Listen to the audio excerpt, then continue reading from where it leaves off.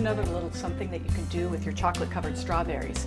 I still have some melted chocolate from the previous thing that I just showed you. What I'm going to do is just cut a little tip of this baggie and stream it across these to create a design on the top of the strawberries. So for this, you'll probably want to have some wax paper or something underneath to catch the chocolate mess that we're about to make. So I'm just going to snip the edge of this, and then we'll be able to squeeze and stream some chocolate from it. Just go back and forth to create a little swirly design.